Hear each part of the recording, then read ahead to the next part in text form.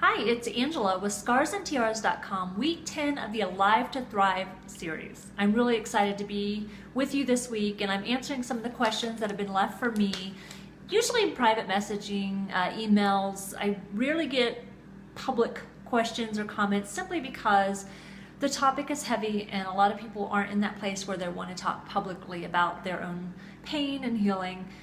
Past situations, whatever the case may be. So I am thrilled to open my email sometimes and my private messaging to find questions. And so I picked 3 questions just to talk about this week as we're at week 10 and things are starting to come up a little bit more. And one of the first questions that I received, and I've gotten a kind of a variation of these, is how did you handle writing your book so fast?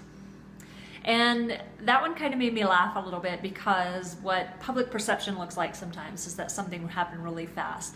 I think of how sometimes it seems like this movie star comes out of nowhere and suddenly they're in all these movies and people are like, wow, what an overnight success they are.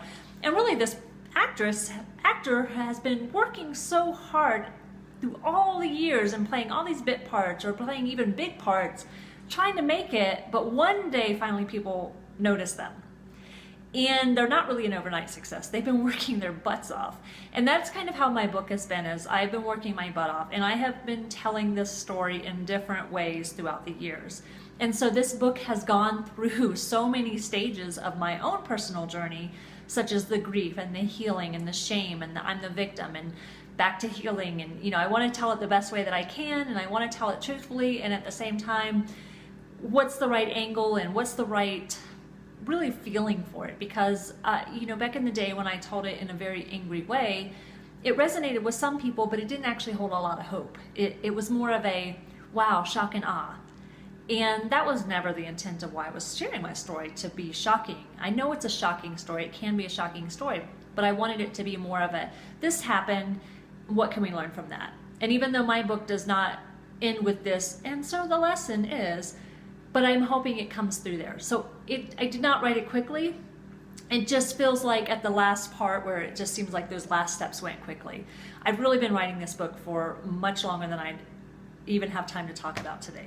So that's question number 1. And how do I deal with grief?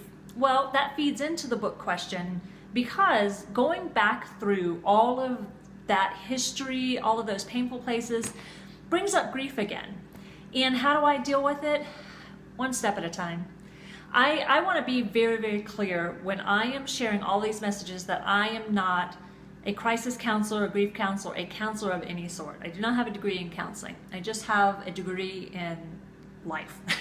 And I just know what it's like to deal with these things and try to heal and try to handle the weight of the world. But I can't fix you and I can't fix me. But what I can do is to say, how I handle grief is I reach out, I share, I write, I make these videos sometimes. I talk about it as much as I can whenever I'm going through something. And I reach out to others because helping others helps me deal with my own grief as well. The huge, heavy grief, how do I deal with that? Well, I gotta be honest with you. This week I will be returning to counseling. It's not my first time in counseling, but it's definitely a good time to go back. And I think, honestly, a lot of that digging at the past and those wounds of yesterday has really built up this new grief that I need to process and deal with so that I can learn how to handle, again, stresses of life along with what I'm trying to do. Because this is a heavy message, and I never, ever, ever thought it was going to be easy. And sometimes I'm realizing it's a little bit harder than even I could have imagined. And so I am going back to counseling, and I'm okay with that. And so that's how I'm handling it. I would encourage you, if you're knee deep in grief, that you are feeling like it's just this big struggle, I would encourage you to reach out for counseling or see a doctor or talk about it with someone. Even if it's me, I'm okay with that. Those private messages, like I said, those questions are really, really helpful for me as well when I can reach back and help you. The third question I wanted to answer is this kind of ongoing one that goes, how do you stay so positive? How do you continue to be happy? How do you continue to, stand up again and again and again? And I have to tell you, it's not always easy.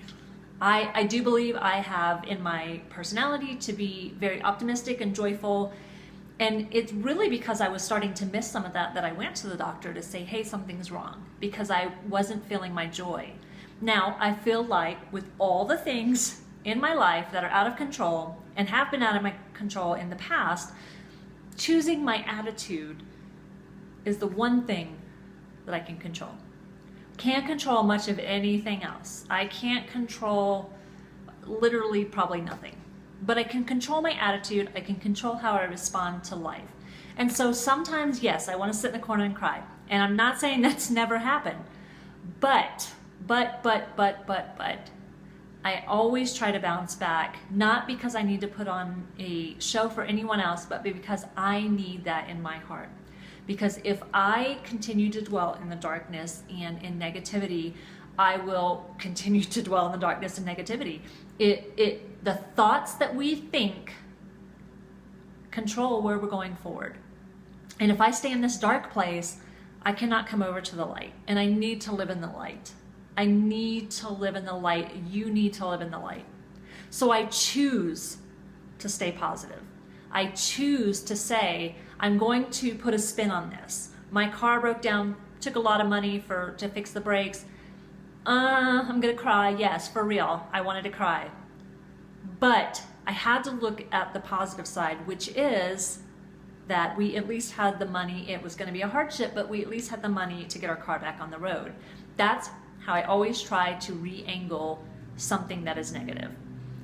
And which is what I'm doing with this Alive to Thrive series. And what I'm encouraging you to do is to take that negative of where you were or where you are and turn it into something positive, some way to help someone else, some way to help yourself, whatever the case may be, whether you write it out and it resonates with thousands of people, or whether you sit down with one person and you just talk and help yourself. Whatever the case may be, that's how you continue to choose to stay positive. You say, I'm going to use this, I'm going to make it something better than what somebody else meant for it to be.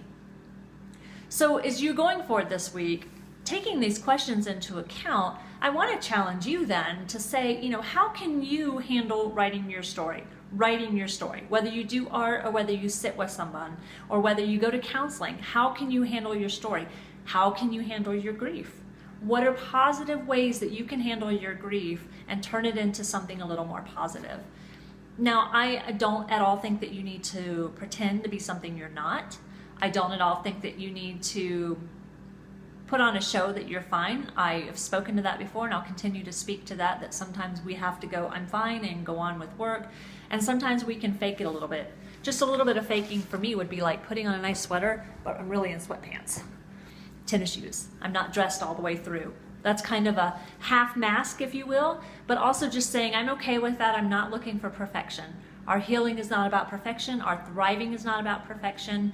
What we're doing every single day is about getting better and living a happier life. Thriving in happiness, not sitting in a pit in darkness. So, if you have a question like some of the ones that have been left for me and you would like me to address it in a future video, send me a private message, leave it on the video on YouTube, my website, scarsandtiaras.com, Facebook, Twitter, wherever you see this video. And feel free to ask anything. I'm pretty much an open book, as I've said, and if it's not open for discussion, we won't talk about it. So I thank you so much. Week 10, I'm really excited about what's coming next. I want to start interviewing folks on the video and just see where we go from there. And until next time, see me at scarsandtiaras.com. Thank you.